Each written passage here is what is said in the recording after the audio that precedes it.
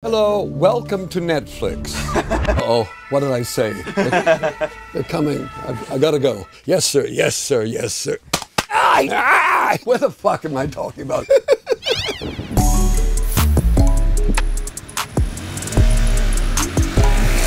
The choice is much greater.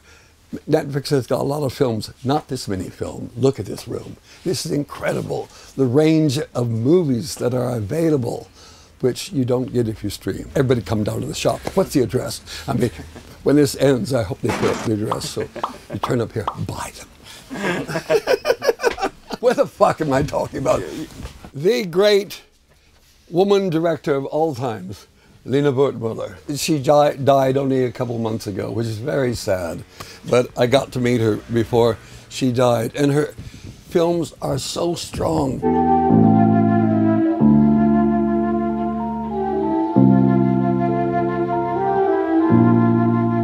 She was Fellini's assistant for a long time, but the fact is, she's in some ways a better director than Fellini. She's much more political and social, where Fellini is about his world and him, kind of like me.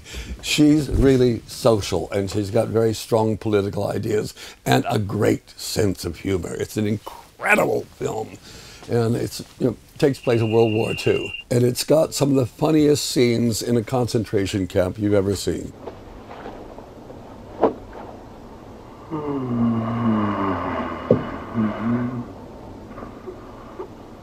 It's actually probably funnier than Benigni's Life is Beautiful, and it's more disturbing. Her films just stick with you.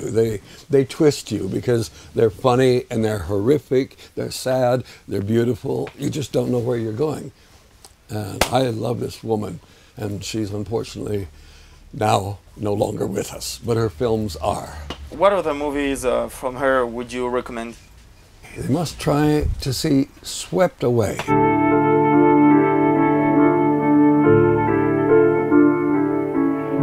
Swept Away was remade with Madonna. Piece of shit, is what it is. Hers is wonderful. Come on, let's talk about this.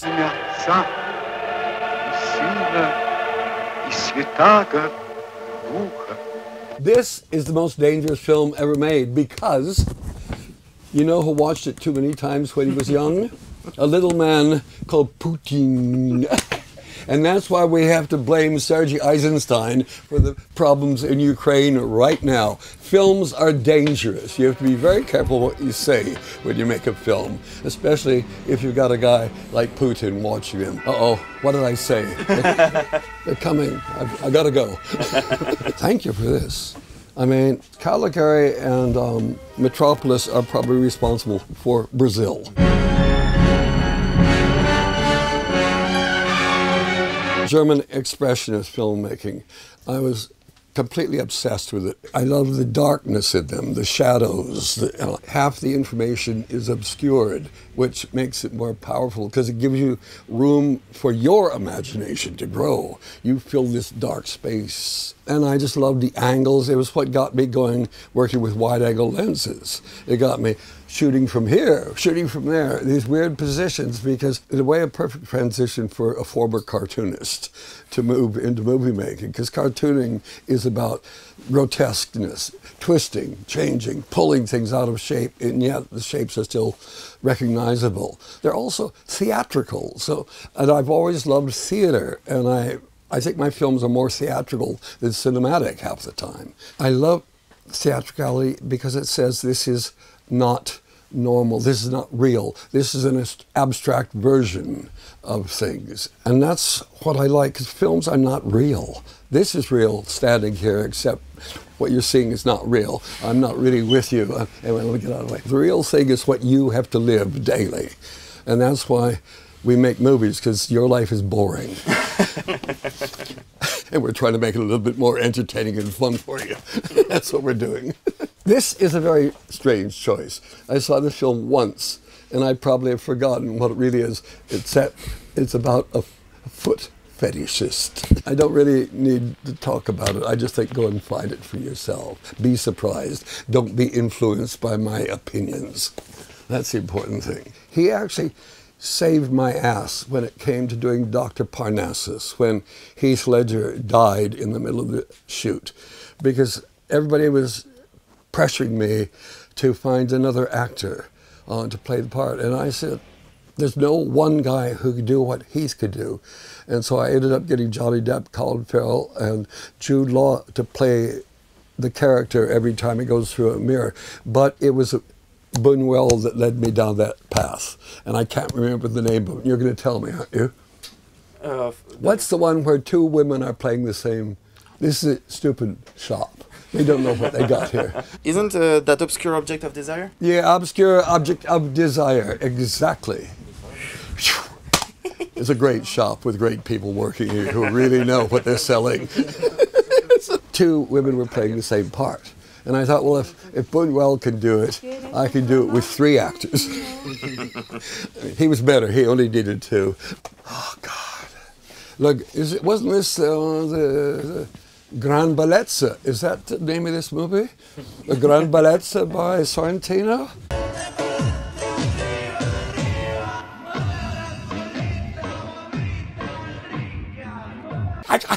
I think it might be the same movie.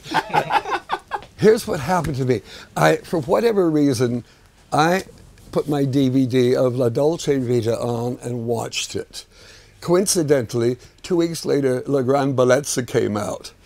And I realized the difference between a great director and a great film and a good director and a bullshit film. Sorry. Kubrick said something about Schindler's. At midnight tonight, the war is over. He said, what's wrong with the film? Schindler's List is about success. The war was about failure. The brilliant Spielberg makes happy films. Kubrick didn't. Kubrick made you think, disturbed you, and that's one of the reasons he's one of my heroes. Most Hollywood films are to make you feel comfortable, make you feel secure, so you can go out and get another Big Mac somewhere. And I want people to walk out of my films disturbed and arguing amongst each other. What I want to do is provide a great moment, a great discussion, or a great argument, dinner after they've seen my films. I mean, we're talking about Spielberg with Close Encounters of the Third Kind. To me, the film should end when the big spaceship, the door opens up, and there's this silhouette of this strange figure. You don't get to see what it really is, and I'd cut there, leave the audience with, what? What? And they could argue what that was, where as it does end, that creature sort of dissolves and a bunch of little kids in rubber suits go out and go do this. It's not good. It's comforting, but it's bullshit. Some friends of mine here, Bruce Willis, we made 12 Monkeys. I had actually met Bruce Willis when I was doing The Fisher King. He came around to visit the set. And we were talking, and I really liked him. I thought, he surprised me, because Die Hard, those films I don't really like. They're really well made, but I don't like them because they're a bit too absurd for me. And we were talking, and I said, one of the things I liked about Die Hard was one scene where he, having been running around the building with glass everywhere, things blowing up, I think he's on the phone to his wife, and he's picking sort of the glass out of his feet. And I thought, this is amazing. A superhero kind of guy, tough, macho. Suddenly he's on the verge of weeping, talking to his wife. I thought, that's really smart. And so when 12 Monkeys came along, he was fantastic. What I loved is that he played a character unlike everything he had done before, because rather than being an action man, fast-talking, clever, smart-ass, he became a totally introspective man, a man who's just lost, uncertain where he is, what century he's living in. And it was a great performance. I'm going to go over to Brad Pitt, who's also in the film, because Brad came to London to meet me to talk about being in the movie. And we had a great evening, and then he said, yeah, I really would like to play the character of James Cole. And I said, wait, I've just given that to Bruce Willis. And Brad was still interested, and so I suggested him play Jeffrey Going, the opposite. Now, Brad, up till that point, had always been a very laconic character. He never spoke much. He was cool. He was great. And I've never seen anybody work so hard to prepare for the film. And when you see, if you see 12 Monkeys, his first scene in the movie, he explodes on screen with so much energy. He's got an eye that's looking the wrong direction. His hair is chopped off. He's extraordinary. And that was him preparing. And he won, I think he won the Golden Globe that year for that performance. And that, to me, is one of the things I like about making films, is taking actors that are known for one thing and put them into something they're not normally known for. Oh, little Bobby De Niro. Brazil, he can't escape from Brazil. This is, I mean, the idea of working with De Niro was, to me, something that would probably never happen. However, when we started working on Brazil, the producer, Arnon Milchan, had just made Once Upon a Time in America with De Niro. He talked to him about it, and it turned out De Niro was a Monty Python fan. Great. And he came to London, and we got on very well. And so suddenly he took the part of, effectively, a plumber, a combination of a plumber and a brain surgeon, you could say. It's one of the reasons the film got made, because filmmaking is not about, in most cases, it's not about the director, it's about the actor who can bring the money. Because filmmaking is all about money. It's not writing books. It's an expensive business. Oh, Robin. I'm one of the really lucky people on the planet, because I got to become a very close friend of Robin Williams. He was the most extraordinary man I've ever met. He had a brain. It was big enough to absorb the cosmos almost. He was like, he had some kind of antenna that just took everything in, whether it's society, whether it's science, whether it was, and he could take that material and turn it into brilliance. When we were making Fisher King, we ended up doing a scene that was supposed to take place at night in Central Park, and it was raining. We couldn't do it, so we had to move into a Chinese restaurant to do a scene, which we hadn't prepared for at all. It took a long time to set up, and probably around 4 o'clock in the morning, we're all almost dead. And Robin, just sensing the tiredness of everybody, he started performing. He just started doing an act for all of us. And what was incredible is he knew the name of every person on the crew. Doesn't matter how high or low. He knew, and he had a joke about every single one of them. It got everybody excited again, and we finished the evening brilliantly. So he was a truly special person, and I miss him a lot. That's so sweet. Now I know what you're trying to do. You're trying to protect me, aren't you? You think there's danger in there. Oh, is this Guillermo del Toro's film?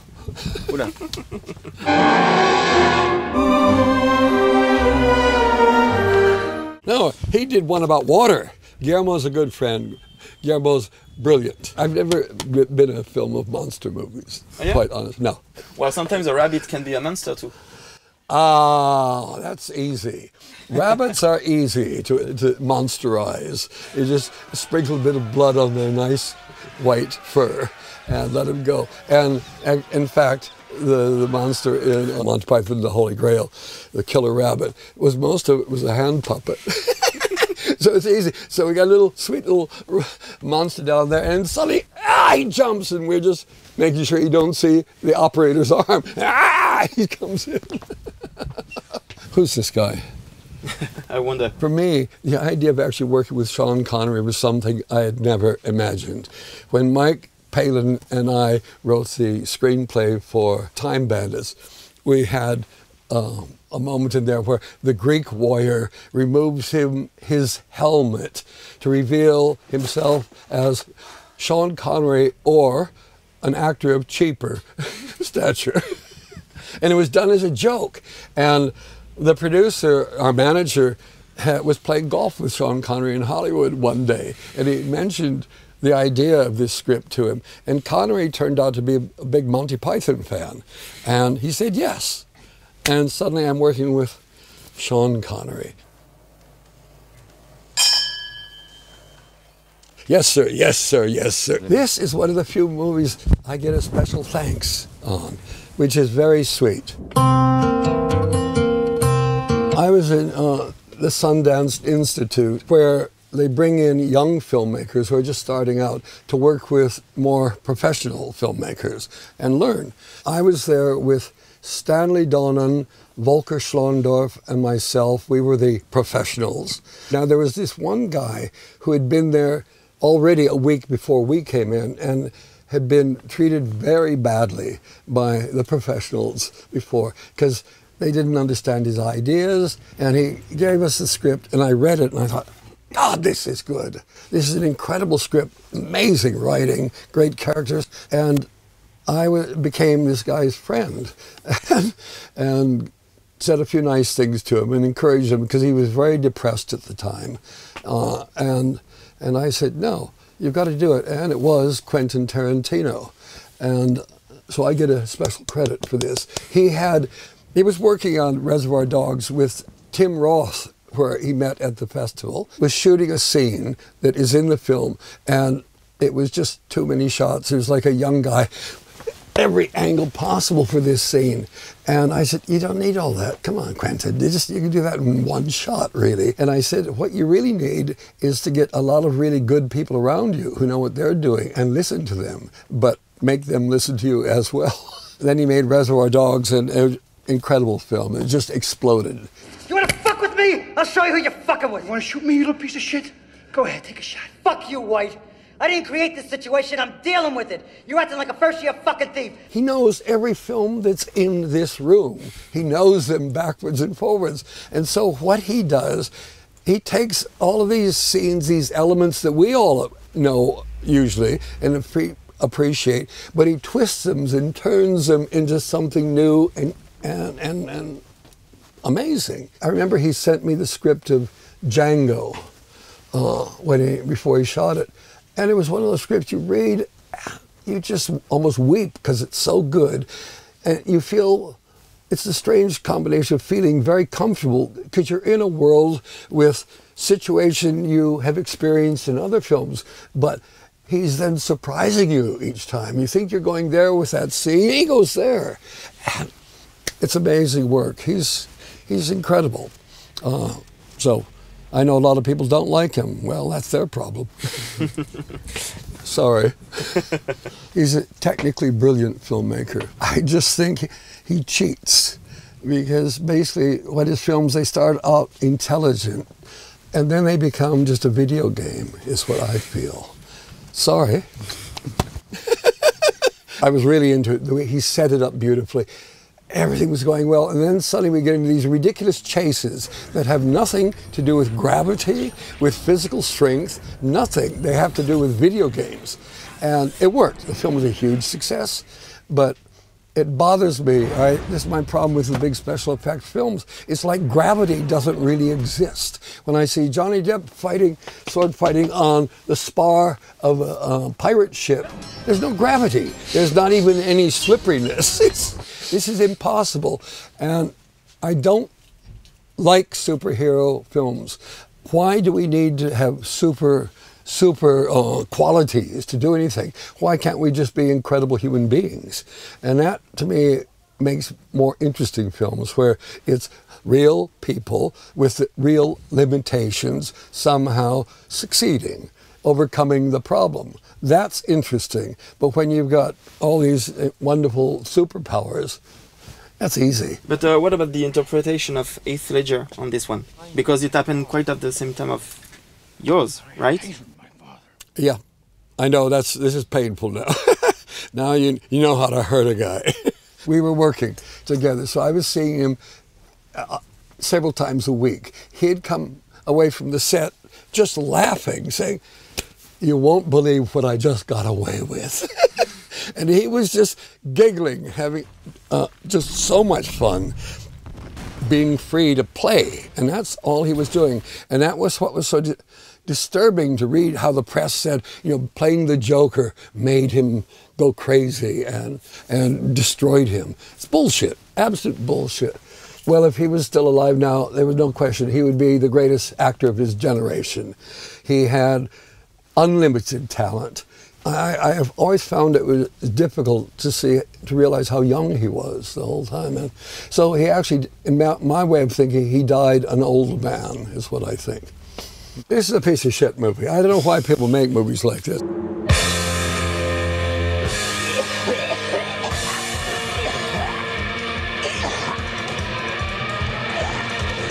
Why do they let people like this work in this country? This is what is wrong with France. They support people like this Monsieur Albert Dupontel. Who is this guy? He's my best friend.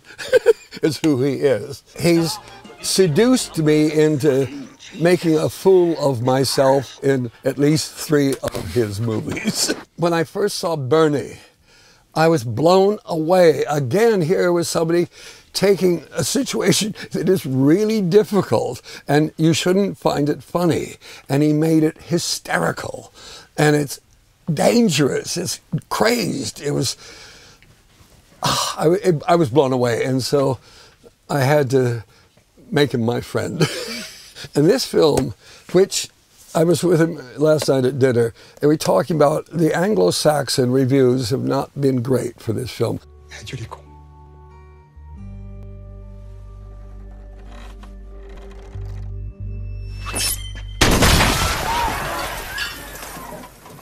I think it's one of his best. I think it's absolutely beautiful, this film.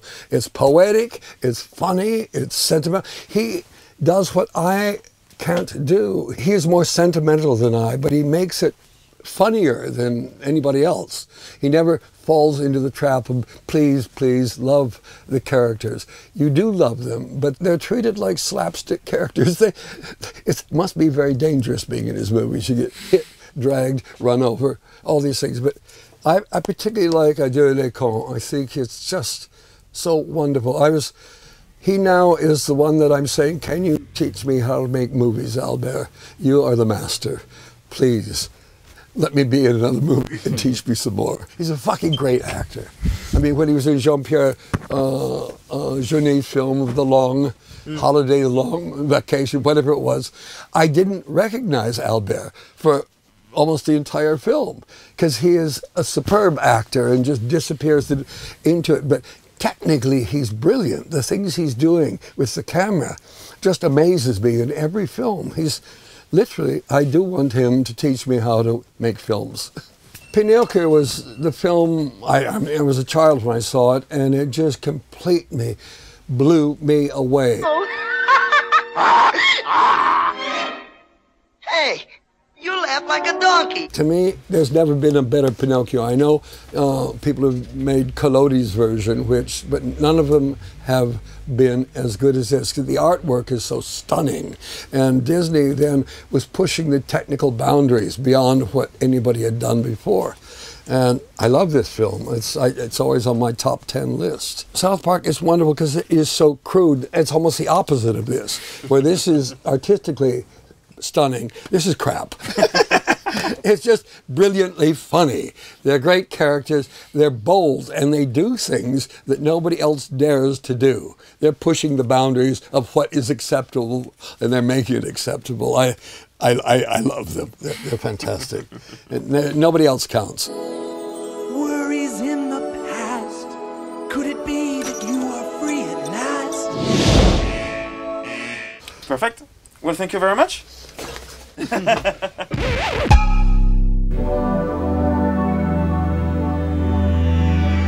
Konbini!